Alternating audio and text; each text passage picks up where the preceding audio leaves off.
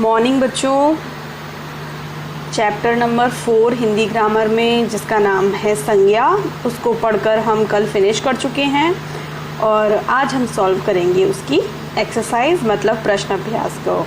Okay, तो शुरू करते हैं। चलिए, तो आपका पहला प्रश्न क्या है? सही विकल्प पर सही का निशान लगाइए। क्वेश्चन है, उसके 3 विकल्प हैं, तो जो राइट है आपको उस पर टिक लगाना है। ठीक है, देखते हैं क्या है। यह भाववाचक संज्ञा शब्द है। भाववाचक संज्ञा क्या होती है? पढ़ा था ना कल आपने, एक बार रिवाइज करें डेफिनेशन भाववाचक संज्ञा की। क्या था? वे संज्ञा शब्द जो भाव, दशा तथा गुण को बताते हैं उन्हें हम भाववाचक संज्ञा कहते हैं। ठीक, कैसे भी लिख सकते हैं। तो देखते हैं यहाँ पे मानव, मानवता और मानवीकरण। तो मैंने आपको बताया था भाववाचक संज्ञा में क्या होता है। अगर नहीं समझ में आ रहा तो पहचानने का तरीका, ज़्यादातर भाववाचक संज्ञा में जो आखिरी अक्षर होता है उसमें ता लगा होता है, तो आप ता को देखकर भी पहचान सकते हैं। ठीक है, वैसे कोशिश कीजिए समझ के ही पहचानें। जैसे मानव जो है वो क्या है? एक जातिवाचक संज्ञा है। मानव मतलब इंसान, और मानव के अंदर जो भाव होता है उस भाव को हम कहते हैं मानवता। तो भाव की बात आ गई तो भाववाचक संज्ञा है, इसलिए यहाँ मानवता एक संज्ञा है। ठीक है, अगला देखते हैं। यह द्रव्यवाचक संज्ञा शब्द है। द्रव्यवाचक संज्ञा किसका भाग होती हैं? ये होते हैं जातिवाचक का। जातिवाचक को हमने 2 पार्ट में डिवाइड किया था, एक पदार्थवाचक और एक आपका था समूहवाचक और एक था आपका द्रव्यवाचक। तो जो भी द्रव्य यानी कि पदार्थ होते हैं, ठीक है, उन्हें हम द्रव्यवाचक संज्ञा कहते हैं। अब जैसे ये पहला है सुंदरता, सोना और सुनहरी। तो सुंदरता पीछे ता लगा हुआ है। ठीक, तो जो भी व्यक्ति सुंदर होता है तो उसका जो गुण है सुंदरता, वो एक भाववाचक संज्ञा है। सोना मतलब गोल्ड, ये एक पदार्थ है। ठीक है, और सुनहरी, सुनहरी शब्द जो है वो विशेषण है। तो यहाँ पर द्रव्यवाचक संज्ञा क्या हुई? सोना। तो सोना, चांदी, हीरा, पानी, ये सारे जो चीज़ें होती हैं जिन्हें आप खाने पीने के लिए इस्तेमाल करते हैं, ठीक है, जो पदार्थ होते हैं, जो सब्सटेंसेस होते हैं, उन्हें हम द्रव्यवाचक संज्ञा बोलते हैं। सेकेंड एक्सरसाइज पर चलते हैं। तो देखिए बच्चों, सेकेंड एक्सरसाइज में हमको क्या करना है? नीचे दिए गए वाक्यों को पढ़िए और संज्ञा शब्दों पर गोला लगाइए। गोला मतलब सर्कल बनाना है। हमने कुतुब मीनार देखी। तो हमने कुतुब मीनार देखी में जो संज्ञा शब्द है वो है कुतुब मीनार, तो हमने इस पर सर्कल कर दिया। अब आपको ये बताना है कि ये जो संज्ञा है ये कौन सी संज्ञा है? जातिवाचक है या व्यक्तिवाचक है या भाववाचक है? तो मैं आपको इसका आंसर तो बिल्कुल नहीं बताऊंगी।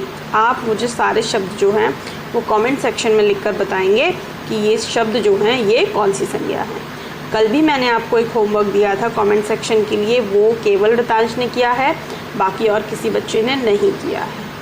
ठीक है, तो आप ध्यान रखिए, अगर आपको कोई भी चीज़ मिल रही है तो आप बहुत अच्छे फीलिंग के साथ उसको एक्सेप्ट करिए और उसे करिए। जब आप करेंगे तभी आप सीखेंगे। ठीक। सेकंड है, हमें मेहनत से काम करना चाहिए। तो इसमें जो आपकी संज्ञा है वो है मेहनत। क्या है? मेहनत। ठीक है, अब पहचानना आप कौन सी संज्ञा है। चंद्रशेखर आज़ाद क्रांतिकारी थे, तो यहाँ पर ये चंद्रशेखर आज़ाद जो है ये इसकी संज्ञा है। शेर एक हिंसक पशु है, तो शेर भी संज्ञा शब्द है और पशु भी संज्ञा शब्द है। हिंसक क्या है? हिंसक विशेषण है। यहाँ पर अगर हम बात करें क्रांतिकारी क्या है? क्रांतिकारी भी विशेषण है। यहाँ पर हम बात करें हमें, ये सर्वनाम है, हमने सर्वनाम है। देखना क्रिया है, करना क्रिया है। ठीक है, अगला है नीलम ने सारा काम कर लिया। तो यहाँ पर जो संज्ञा है वो है नीलम। काम करना नहीं है तो ये गलत हो जाएगा, केवल क्या है? नीलम, ये आपकी संज्ञा है। तो कुतुब मीनार, मेहनत, चंद्रशेखर आज़ाद, शेर, पशु और नीलम, ये आपकी संज्ञाएं हैं। अब आप मुझे कमेंट सेक्शन में लिख के बताएंगे कि ये कौन सी संज्ञा है। ठीक है, चलते हैं हम क्वेश्चन नंबर 3 पर। तो बच्चों क्वेश्चन नंबर 3 में क्या है देखिए, नीचे दिए गए संज्ञा शब्दों तथा उनके भेदों के नाम पढ़िए और सही उत्तर के लिए सही और गलत उत्तर के लिए गलत का निशान लगाइए। अब देखो यहाँ पर कितनी मिसप्रिंट हो जाती है। गलत का निशान ऐसे लगाते हैं क्या? ऐसे लगाते हैं ना, तो ऐसे लगाना है। ठीक है, चलो तो देखो यहाँ पर लिखा है शब्द सैनिक। अब आपको सैनिक के नीचे उसका भेद लिखा है। क्या सैनिक जातिवाचक संज्ञा है? बिल्कुल है। सैनिक तो किसी को भी बोल सकते हैं, जो भी सैनिक होता है सब भी सैनिक ही होते हैं, सारे सैनिक एक जैसे तो होते हैं, तो ये एक कॉमन नेम है, तो ये जातिवाचक संज्ञा है। झुंड, अब झुंड क्या है? कोई एक व्यक्ति का या कोई एक जानवर का नाम तो झुंड होता नहीं है, पूरे ग्रुप का नाम होता है ना, तो पूरा कलेक्टिव नाउन है, इसलिए ये एक समूहवाचक संज्ञा है, तो ये सही है। चांदी, अभी मैंने बताया था आपको, सोना, चांदी, हीरा, मोती, ये सब द्रव्य होते हैं, पदार्थ होते हैं, तो ये द्रव्यवाचक संज्ञा है, तो ये भी सही है।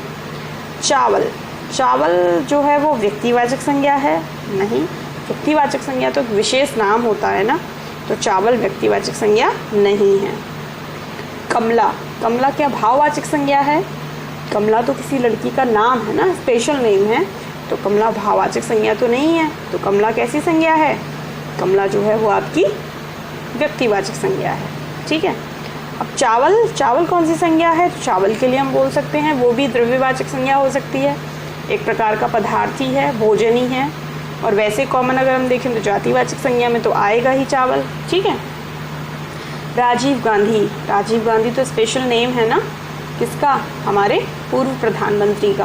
राजीव गांधी हमारे देश के प्राइम मिनिस्टर रह चुके हैं, तो ये कैसी संज्ञा हो गई? ये हो गई आपकी व्यक्तिवाचक संज्ञा।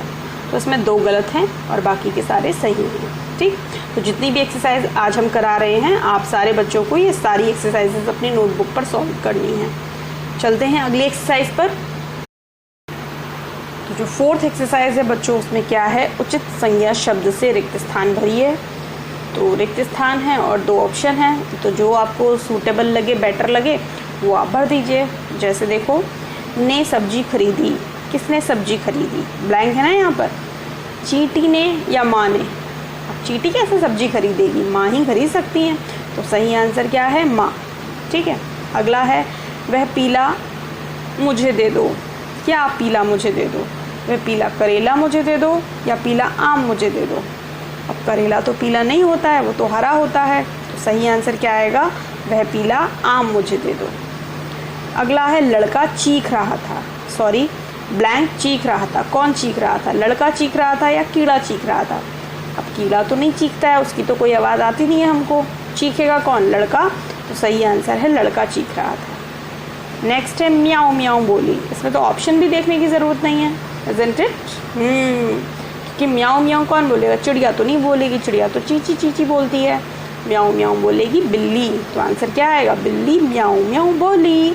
देखो म्याऊं म्याऊं कैसे लिखा है? म्या, म्या आधा म, या और ऊ के ऊपर चंद्रबिंदी। अब मुझे बताओ, ये म्याऊं म्याऊं जो है वो किस प्रकार का शब्द है, कैसे व्यंजन इसमें इस्तेमाल हुए हैं?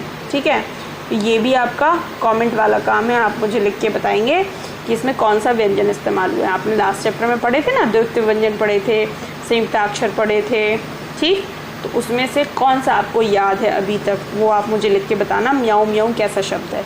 ठीक है, अब चलते हैं, चलो एक बार इन सारे शब्दों को देख लेते हैं कि ये संज्ञा कौन से हैं। माँ, माँ मतलब मम्मी, मम्मा, माता, कुछ भी बोल सकते हैं, तो ये कैसी संज्ञा है?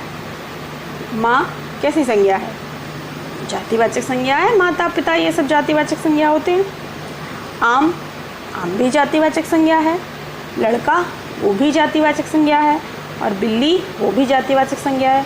तो ये जितनी संज्ञा है सब जातिवाचक संज्ञा है। और ढूंढते हैं संज्ञा, देखो सब्जी भी संज्ञा है, वो भी जातिवाचक संज्ञा है। पीला आम, अब ये संज्ञा नहीं है, आम की विशेषता बताया जा रहा है कि आम कैसा है? पीला, तो ये विशेषण है। ठीक है, बिल्ली म्याऊं म्याऊं बोली, और कोई संज्ञा नहीं है इसमें, बस इतनी ही थी। आगे चलते हैं, अगली एक्सरसाइज करते हैं। तो अगली एक्सरसाइज है बच्चों, बारी आपकी। क्या करना है? भाववाचक संज्ञा शब्द वाली पतंगों को चुनना है और उसमें रंग भरना है। एक बात, ये एक्सरसाइज मैं करा तो दूंगी, लेकिन आपको अपनी नोटबुक पर बिल्कुल इसी तरह से पतंगे बनानी हैं और पतंगों में इन शब्दों को लिखना है और बहुत सुंदर सुंदर आपको इसमें जो भी आपके पास, वैसे पेंसिल कलर ही भरने चाहिए, क्योंकि फिर आपके शब्द नहीं दिखेंगे। अगर आप स्केच कलर भरोगे तो आपको पेंसिल कलर यूज़ करना है और इसको जो भी इसमें पूछा है उसको सॉल्व करना है, ठीक है। थोड़ा सा क्रिएटिव तरीके से वर्क किया करो, सुंदर सुंदर, अच्छा अच्छा, साफ साफ, अच्छा लगता है। और मुझे इसकी फ़ोटो अलग से भेजिएगा। होमवर्क तो आप भेजोगे ना, लेकिन फ़ोन पर इसकी इस वाले काम की फ़ोटो अलग से भेजना, ठीक है। जिसने भी बहुत सुंदर बनाया होगा उसको गुड मिलेगा, ठीक है।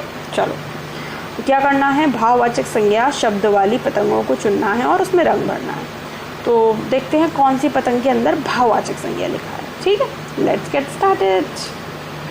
सबसे पहला है मिठास, कपड़ा, कमला, लड़ाई, काला, बुढ़ापा, ठंडक, घर। तो देखो मिठास, अब मिठास कोई आप ऐसे सोचो, देख सकते हो आप मिठास को? नहीं, टेस्ट कर सकते हो मिठास को, आपको फील आ सकती है कि इसमें मिठास है, ठीक है। तो ये क्या है, ये किसी का गुण है, तो इसलिए कौन सी संज्ञा हो गई, भाववाचक। इसमें कलर करना है। अब देखो कपड़ा, कपड़ा क्या है, कपड़ा तो आप देख सकते हो ना, छू भी सकते हो, तो ये जातिवाचक संज्ञा है, तो ये भाववाचक नहीं है। कमला, कमला तो किसी का नाम होता है, व्यक्तिवाचक है, तो ये भी भाववाचक नहीं है। अब ये है लड़ाई, ठीक है। अब लड़ाई शब्द जो है वो तो भाववाचक है, क्योंकि हमने कल पढ़े भी थे कि ई लगाकर भाववाचक संज्ञा बन जाता है, तो ये भाववाचक है। ये है काला, अब काला तो किसी का रंग होता है ना, किसी की विशेषता होती है, तो ये तो संज्ञा ही नहीं है, विशेषण है। बुढ़ापा, ये भी हमने कल पढ़ा था, ये क्या है, दशा है या स्थिति है, तो भाववाचक संज्ञा हो गई। ठंडक, ये भी क्या है, एक प्रकार की फीलिंग है, आप देख तो नहीं सकते, ठंडक महसूस कर सकते हो, तो ये भी भाववाचक संज्ञा है। और ये है घर, घर कैसी संज्ञा है, घर जो है वो जातिवाचक संज्ञा है, तो ये आंसर भाववाचक नहीं है।